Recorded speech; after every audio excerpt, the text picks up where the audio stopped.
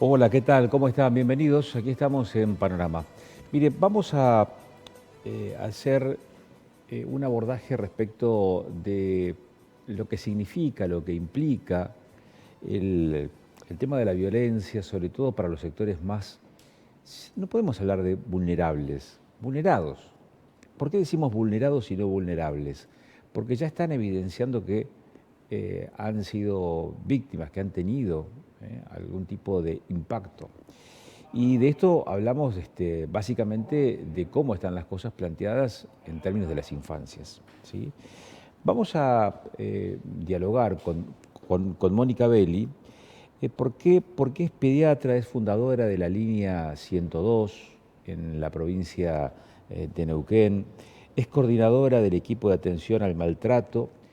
eh, y desde su creación en el 89, luego la línea, la 102, también, bueno, ya se jubiló en el 2017, pero sigue vinculada a esta temática, al Foro por la Niñez de la Ley 2302. Así que de esto vamos a estar charlando en momentos en donde, por ejemplo, casos como el de Salomón, casos como el chico de La Pampa, casos como el del nene de 5 años intoxicado con cocaína aquí en la capital neuquina, o las declaraciones que tuvo poco después con nosotros, dialogando con Prima Multimedios, funcionarios, directivos del sistema de salud, reconocían que por lo menos había una media de 3 casos en donde los neonatos tenían alguna complicación en este sentido porque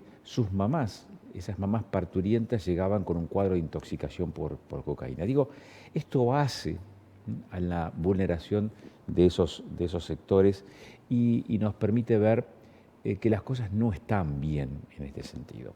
Vamos a hablar, y acerca de las cosas que no están bien, vamos a hablar también durante esta edición de Panorama acerca de la libertad de expresión, porque también allí hay una vulneración, porque allí también hay casos en donde lo que podemos observar son situaciones en donde los actores sociales, y en este caso las empresas periodísticas, han sido vulneradas en su posibilidad de expresarse libremente a partir de acciones delictivas donde la justicia está investigando e imputando, asignándole alguna responsabilidad típica, es decir, que tiene un encuadre formal por el cual se puede, desde el vamos, calificar esas acciones como violatorias de lo que establece el Código Penal en nuestro país. Y estamos hablando de la causa Quintriqueo, por la cual el jefe sindical estatal en la provincia de Neuquén emprendió contra propiedad de Prima Multimedios, sacando de aire a 3 emisoras de radio. De esas cosas vamos a estar charlando en la jornada de hoy. Y también nos vamos a tomar algunos minutos para hablar acerca de cómo desde la política también se intenta corregir situaciones vinculadas al funcionamiento del Poder Judicial, de la justicia, a partir de la discusión que ya está en marcha sobre la reforma procesal en el ámbito de la justicia civil en la provincia de Neuquén. Este tema, que forma parte de las prioridades de la agenda parlamentaria del año que viene, tal como lo reconoció el propio vicegobernador Marcos Kopman en declaraciones que hoy hizo a M550, la M del grupo Prima Multimedios, en donde habló precisamente de esta temática, porque es interesante analizar lo que pasa allí, básicamente porque cuando desde la prensa, desde lo periodístico, se habla de la justicia, por lo general hablamos de la justicia penal y poca referencia hacemos a las otras ramas de la justicia. Bueno, aquí está en discusión precisamente la reforma del Código Procesal Civil en la provincia de Neuquén. ¿Para qué? Para darle más celeridad, para darle rapidez, eficiencia al funcionamiento de la justicia. ¿Quiénes van a intervenir en esta discusión? ¿Quiénes están interviniendo en esta discusión? Los poderes. Está el Poder Ejecutivo, está el Legislativo, está el propio Poder Judicial. ¿Habrá otros actores? vinculados también a este debate, a esta discusión? Se estima que sí, que van a estar los colegios de abogados o el colegio de abogados también, o el colegio de magistrados, eh, planteando también sus puntos de vista respecto de esta temática. Me queda una gran duda sobre si con esto alcanza. Digo porque usted, el taxista que acaba de pasar por frente a su casa, el chico de la moto que lleva el delivery, el playero de la estación de servicio, el comerciante de la esquina, el kiosquero del barrio, el almacenero de la cuadra, que frente a una contingencia, frente a una situación problemática, deben apelar a la justicia, que es la última playa, que es la última instancia, porque fracasó la negociación, porque fracasó cualquier otro intento de resolver esa situación problemática, la única alternativa que le queda es la justicia. También va a estar contenido en esa mirada plural que implica reformular el Código de Procedimientos. Bueno, esas son las preguntas que nos estamos haciendo, que quedan respuestas. Sí, claro, quedan respuestas. Vamos a abordar algunas de esas a partir de ese testimonio que decíamos que vamos a recuperar de la entrevista que se le hizo esta mañana a Kopman en radio. Pero ahora vamos por partes. Vamos al primero de los temas sobre el cual hacíamos referencia al principio, que está relacionado con las infancias. Está con nosotros, digamos por Zoom, Mónica Belli. Mónica, ¿cómo le va? Muy buenas noches. Agustín Amado la saluda. ¿Cómo ¿Qué está usted? tal? Buenas noches. Bueno, Buenas noches a todos. Mónica, cuéntenos, ¿qué está haciendo por estos días usted? ¿Sigue vinculada a estas temáticas tan sensibles y que cuando ocurre un caso de estas características, como el caso Salomón o el nene que se intoxicó o que lo intoxicaron con cocaína hace un par de semanas atrás, nos eriza la piel? ¿Sigue vinculada a este tema? ¿Está retirada? ¿Cuál es Sí, su cuadro hoy? no, sigo vinculada porque pertenezco al Foro en Defensa de los Derechos de la Infancia, que fue una asociación, digamos, de organizaciones y de redes que se formó en el año 2004 para hacer efectiva la Ley de Protección a los Derechos del Niño, y pertenezco allí desde CODECET, que es una organización nacional, que es el Comité en Defensa de la Salud y Ética y Derechos Humanos. Ujú. Así Mónica, que, y por otro lado, sigo en contacto, digamos, con mis compañeras de trabajo, que fuimos gestionando, digamos, ese equipo de maltrato y abuso sexual de atención desde el año 89, y después el poner acá en la ciudad de Neuquén y la zona de la confluencia la línea 102, dependiendo del Hospital Castro Rendón y bueno, de salud pública, ¿no? claro. Mónica, eh, ¿alcanza con este tipo de dispositivos para la prevención? Porque cuando una situación queda al descubierto, por lo general la única herramienta que está disponible es la justicia, pero ya ni siquiera para reparar, para endilgar responsabilidades o para deslindar las responsabilidades y actuar en consecuencia con algún esquema sancionatorio o correctivo. Ahora, la prevención, ¿alcanzan los dispositivos que están hoy en vigencia para prevenir, para detectar situaciones de estas características en No, donde las infancias son vulneradas?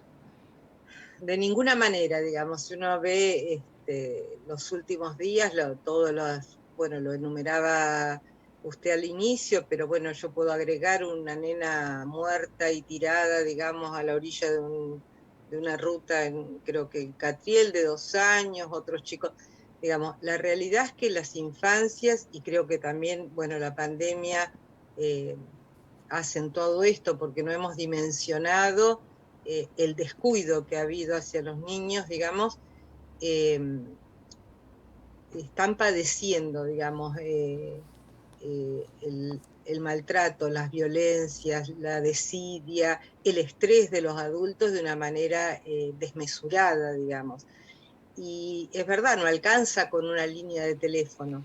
Eh, y la realidad es que tiene que haber un compromiso absoluto desde el Estado y desde todos los subministerios y de los organismos, digamos, para poder llevar adelante una especie de terapia intensiva para la problemática social, porque en la vida de los chicos es lacerante, los daña y los daña de una manera permanente, tanto el maltrato físico como el abuso sexual. Son nocivos a lo largo de la vida y además se repite de generación en generación. Entonces, ocuparnos hoy de esas problemáticas de la infancia es absolutamente necesario, digamos, y de una manera no discursiva, no un como sí, sino realmente las instituciones del Estado se tienen que comprometer en la prevención, pero primaria, secundaria y terciaria, que es lo que estamos hablando, ¿sí? Porque cuando hablamos de que hay niños muertos, de que hay niños con lesiones permanentes que quedan secuelados, cuando hablamos que niños que ya están consumiendo cocaína, sea, digamos, por negligencia o por acción, porque ya están chicos pequeños, digamos, ya en el 2017, fines del 2017, cuando me fui del Castro Rendón, ya asistía a niños de 8 años que estaban consumiendo, Perdón, o porque perdón, las Mónica. mamás Mónica, consumen, entonces ya estamos hablando de una prevención terciaria, digamos, ¿sí? Ya estamos hablando de un daño que se va a instalar y que nos tenemos que comprometer como sociedad, pero fundamentalmente con un Estado, con profesionales que intervengan pertinentemente, digamos, y con Mónica, ¿me especialidad. permite una pregunta? Sí, Dijo usted recién que en su experiencia hospitalaria en el Castro Rendón le tocaron situaciones en donde niños de 8 años consumían. ¿Cómo se abordaron esos sí. casos? Y la realidad es que es complicado, digamos, en un niño pequeño, cuando uno logra eh, tener una mamá que puede contener y espacios, digamos, en realidad no hay ninguna adicción firme y eso se puede revertir. Pero para eso tiene que haber una familia que acompañe, tiene que haber horarios disponibles de los adultos que protegen a contenerlos, porque tiene que ver con la negligencia de los adultos, digamos. Son chicos que están solos en la calle y que se aprovechan los adultos de darles o de hacerlos llevar y traer, digamos. No es el problema ahí la adicción, porque no existe adicción en un niño pequeño, digamos. Eh, si uno le da otro ámbito, digamos, es fácil poder ofrecerles otra posibilidad. Pero sí tiene que haber un Vuelvo cambio a hacer la estructural en la pregunta, familia. Mónica, vuelvo a hacer la pregunta. ¿Y cómo se resolvieron esas situaciones entonces? Porque aquí Y estamos en el algunas se terreno de lo resolvían, hipotético. y algunas se resolvían y otras no se resolvían, esa es la realidad. Porque si una mamá estaba con un trabajo estable y no había posibilidad de que le cambien el horario de trabajo, y el horario era partido, y venía del oeste de Neuquén, entonces los chicos había un horario escolar en que estaban contenidos, pero después estaban solos y en la calle, digamos. Por eso hubo situaciones en que se podía y otras por la realidad de esa familia, digamos, y estoy hablando de familias que sí querían ocuparse, ¿sí? Pero también tenemos familias que no quieren ocuparse y que no, digamos, que el niño esté solo durante un montón de horas en la calle, eh, no les facilita la vida, digamos, ¿sí? Y cómo concibe Pero usted, los daña Mónica? permanentemente a los chicos. Claro, Mónica, ¿y cómo concibe entonces el rol del Estado para resolver esas situaciones en donde es difícil amalgamar las cosas? Y el Estado tiene que tener una presencia desde antes del nacimiento de los niños, como es, a través de salud, digamos, con el control de las embarazadas. Pero bueno, ahora el consumo en las mujeres es una realidad. Tienen que tener espacios de tratamiento, tienen que tener espacios para desintoxicarse y tienen que tener la oportunidad, digamos, de rehabilitarse para poder llevar adelante la crianza. Una madre que consume transmite el consumo en la leche materna, o sea que hay que suspender la lactancia, que es por otro lado, un vínculo de apego y de mejor nutrición para los niños. Y el Estado tiene que estar absolutamente presente, porque es una madre con una enfermedad, digamos, ¿sí? Desde la presencia de lugares de cuidados para los niños, desde los seguimientos, digamos, de desarrollo social y demás, para el acompañamiento. No puede ser cualquier persona que se designe para hacer un acompañamiento a familias con problemas, porque en realidad el resultado no sirve, digamos. O, como está pasando ahora, es que todos esos dispositivos que en algún momento existieron ya no están, ¿sí? Entonces, en esos espacios tiene que estar presente el Estado, con guarderías, con lugares de cuidado familiar, con jardines de infantes desde pequeños los chicos, para que no estén al cuidado de sus hermanos o solos o en la calle o con cualquiera, y con una presencia de salud, digamos, respecto a que se detecten tempranamente los casos más vulnerables, se pueda ofrecer un tratamiento específico a las familias, digamos, pero con la mirada puesta en el niño, porque seguimos siendo una sociedad, aparte de patriarcal, adultocéntrica, digamos, ¿no? Nos ocupamos de los adultos y descuidamos la mirada hacia la infancia, que es en realidad la que más sufre, la que queda dañada y la que después reproduce estos modelos violentos, ¿no?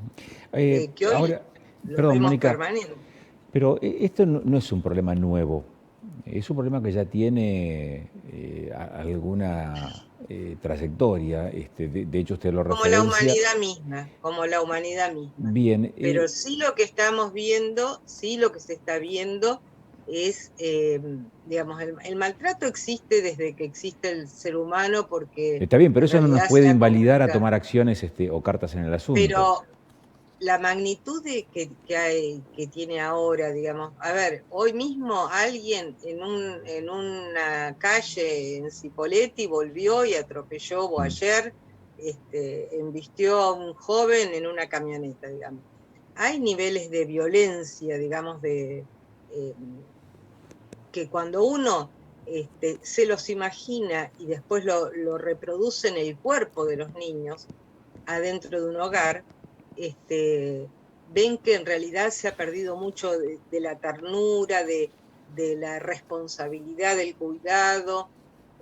Digamos, el maltrato y las violencias existen, pero estamos transitando un momento histórico, y con todos los condimentos que tiene, digamos, nuestra sociedad hoy, de mayor individualismo, de mayor la felicidad ahora y al momento. Por eso tenemos estos niveles de consumo que no los teníamos antes, y estamos descuidando la crianza, digamos, y la realidad es que si los adultos, padres, no pueden estar disponibles con ternura para el cuidado de los niños, y las instituciones del Estado no están disponibles con ternura para el crecimiento de los niños, la verdad es que vamos a tener adultos muy dañados el día de mañana, ¿no? Bueno, O sea que es un problema viejo, adultos pero dañados ya los tenemos, Mónica. sí, y por eso estamos como estamos. Imagínense cómo vamos, qué caminos, digamos, nuestra sociedad va a seguir tomando si no abordamos seriamente el respeto a los derechos humanos de las infancias y las adolescencias, ¿no? Hay posibilidades, es pertinente pensar, por ejemplo, en simplificar los accesos a una línea de emergencia, porque, a ver, tenemos el 102, que es una línea de atención frente a estos casos de violencia, el 148, y así, en función de cada una de las problemáticas, distintas líneas gratuitas de comunicación como para denunciar o dar conocimiento de este tipo de hechos. Ahora, también hay que llevar una agenda para saber, frente a cada circunstancia, en dónde, hacia dónde o a qué número llamar. Es muy iluso pensar en una centralización de esa comunicación, digo, para facilitar el acceso a aquel que quiera dar cuenta de Sí, la realidad es que la línea 148 siempre fue destinada más hacia la violencia de género, digamos, y la línea 102, la violencia hacia los niños y niñas. Eh, Siempre el objetivo fue provincializar la línea para que en cada lugar, digamos, uno pudiera llamar y hubiera después un dispositivo que reciba esa denuncia, digamos, porque el problema no es instalar líneas telefónicas, ¿sí? El problema es que después hayan equipos de profesionales formados y todos los otros complementos que se necesitan, digamos, para cuando uno aborda una situación de maltrato o abuso sexual, después pueda disponer, por ejemplo, de una familia alternativa o familia ampliada para que contenga al niño si se necesita bajar el estrés y que esos papás recapaciten, evaluar si tienen capacidades de reflexionar, de recapacitar y querer modificar conductas o no, o son papás que en realidad no tienen amor ni ternura hacia esos hijos o no pueden hacerlo y ese niño o niña tiene que estar viviendo o con una familia extensa, una familia alternativa. Digamos, la línea 102 o la línea que fuera es el primer paso, pero después tienen que estar salud pública con los equipos en todos los hospitales, centros de salud, en toda la provincia, donde haya un pediatra, un trabajador social, una psicóloga, alguien que se acerque a la casa. Lo mismo en educación, digamos, la realidad es que la primera infancia le compete más a salud, porque los chicos no están escolarizados, entonces quien tiene que ver las señales y detectar las situaciones de maltrato o abuso es fundamentalmente de salud pública y privada, pero después una vez que el niño si sobrevive, digamos, a los 3, 4 años ingresa a la escuela, son las escuelas las más comprometidas y las que deben mirar, digamos, cómo está ese niño y tienen que estar alerta, hay protocolos, si un chico falta 2 o 3 días, ir a la casa a buscarlo, digamos, hay todas prácticas de cuidado que exigen compromiso de las instituciones y que tienen que llevarse adelante, digamos, ¿sí?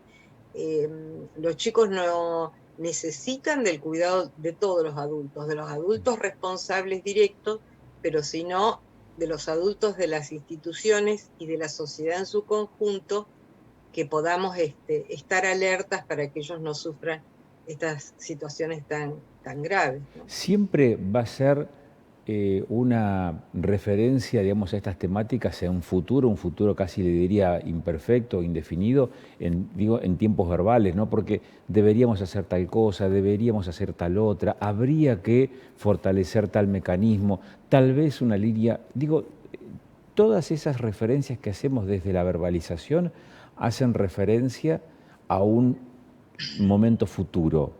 Eh, ¿Por qué no podemos hablar todavía de esto en presente? ¿Por qué no se puede hablar en gerundio de esto todavía, Mónica?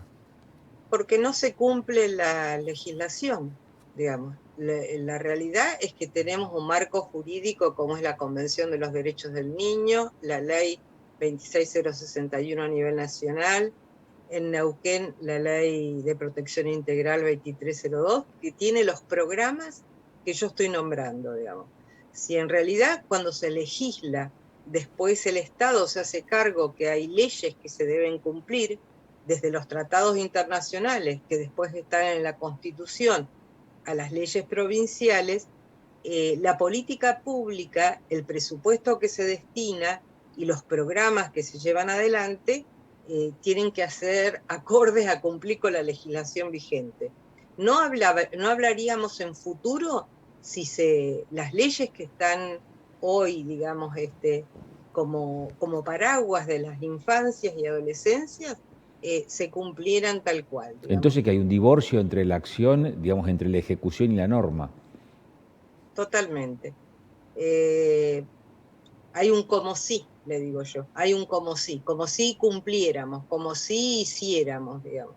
pero exige poner el cuerpo, exige poner presupuesto, exige profesionales comprometidos, exige docente comprometido que cuando el niño no va a la escuela 3 días lo vayan a buscar, exige un centro de salud comprometido que si faltó a la atención del control de salud lo vayan a buscar a la casa, digamos. Cuidar la infancia exige de adultos comprometidos y de gobiernos comprometidos, digamos, porque el marco jurídico y legal lo tenemos, ¿sí? Desde la convención y cómo el país fue adecuando, como se debe hacer cuando uno acepta un tratado internacional, digamos, y lo firma, cada provincia fue armoniosamente adecuándose a ese tratado internacional. Esta es una situación, También Mónica, esta situación que estamos viendo, o estas situaciones que hemos estado viendo, algunas son de Neuquén, otras del otro lado del puente, digo, en territorio rionegrino, el caso que hacía referencia recién del joven que fue atropellado como una situación de violencia, o la niña esta que se refería recién en Catriel, o el caso de Salomón en Neuquén, o el caso del nene intoxicado con cocaína, o el caso de Lucio en La Pampa, son situaciones que se dan en todo el territorio, que se dan en algunas provincias más que en otras. ¿Hay estados provinciales que hayan abordado estas temáticas con un con un mejor resultado, con más efectividad, con mejor éxito, con mayor éxito en todo caso? Y en realidad las cifras de UNICEF que hablan de nuestro país no son alentadoras, digamos, ¿sí? Tenemos en el país, digamos, un nivel de violencia hacia las infancias importante, también como un nivel de necesidades básicas importante y de pobreza y de desigualdad. O sea, no hay ninguna provincia que se destaque, digamos, en relación a todos los mecanismos que pone en el cuidado de sus infancias. Nosotros tenemos en Neuquén, digamos, la realidad como plus de ventaja es que tenemos una ley donde están las defensorías, digamos, y tenemos registro, ¿sí? En otras provincias, cuando uno conversa, ve que bueno, muchas cosas uno no se entera porque no hay registro, digamos. Acá, de alguna manera, existe el registro, pero que se descuida a la niñez y a la adolescencia de una manera muy, muy importante y preocupante, sí, porque está cruzada también por esto que hablábamos hace un rato de los niveles de consumo, está cruzada por los niveles de violencia y comunicación violencia y de estrés que tienen los adultos. Y bueno, el eslabón más débil de la cadena son los niños y niñas, digamos, y es donde el adulto se descarga, digamos, ¿no? Mónica, le agradezco mucho la gentileza que ha tenido de darnos estos minutos de tiempo. Muchísimas gracias. No, gracias a usted. Mónica Belli es pediatra, es fundadora de la línea 102 en Neuquén, la provincia de Neuquén. Digo, porque esto también forma parte de esta continuidad de la temática que hemos abordado en ocasiones anteriores, la semana pasada, relacionada con el maltrato infantil y las herramientas de abordaje, las herramientas que permiten resolver este tipo de situaciones. Hay dos cosas, dos instancias como para tener muy presentes. Una es la prevención y la otra es la justicia. Cuando hablamos de prevención, hablamos de todos aquellos dispositivos que nos permiten la detección de situaciones conflictivas, de situaciones problemáticas, y eventualmente, frente a ese caso, actuar en consecuencia. La otra es la justicia, es decir, los mecanismos jurídicos, los mecanismos judiciales pertinentes para obrar cuando el hecho está consumado. Ahora bien, cuando lo que nos queda es la justicia, llegamos tarde. Después de la pausa, seguiremos hablando de justicia aquí en Panorama.